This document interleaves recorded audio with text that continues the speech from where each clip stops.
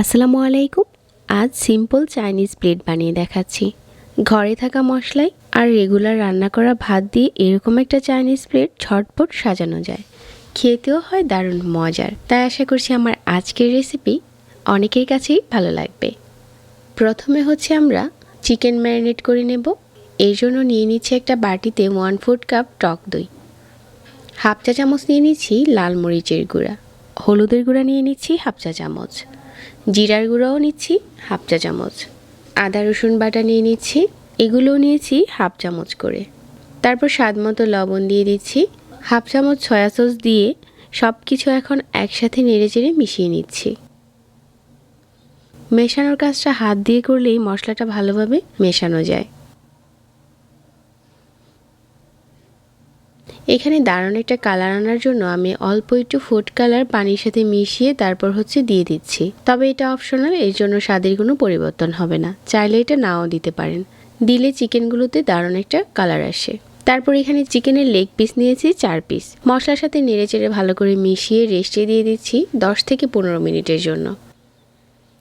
10-15 minute পর চুলায় medium আঁচে তেল গরম করে প্রতিটা চিকেনের পিস দিয়ে তারপর আঁচ মাঝারি করে দিয়ে অপেক্ষা করছি একটা পাশ ভালো করে কুক হয়ে যাওয়ার জন্য। এভাবে করে দুটো পাশই হয়ে গেছে। আর এখন এই চিকেন পিসগুলো চুলা থেকে নামিয়ে নিচ্ছি। রেগুলার রান্না করা ভাত দিয়ে এখন রাইস বানিয়ে নিচ্ছি। চুলায় প্যান বসিয়ে দিয়ে দিচ্ছি এখানে 20 গ্রামের মতো বাটার। বাটারটা যখন গলতে শুরু করবে ওই পর্যায়ে আমি এখানে হাফ চা চামচ আদা আর রসুন কুচি দিয়ে দিচ্ছি। আদা রসুনটা দেওয়ার পর আদা রসুনটা একটু ভেজে নিচ্ছি।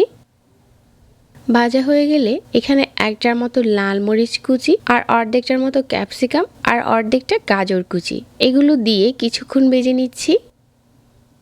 তারপর রেগুলার রান্না করা ভাত নিয়েছি এখানে 2 কাপ। 1/4 চা চামচ দিয়ে দিচ্ছি সাদা গোলমরিচের গুঁড়া, আপনারা চাইলে কালোটাও নিতে পারেন। 1 চা চামচ সয়া সস।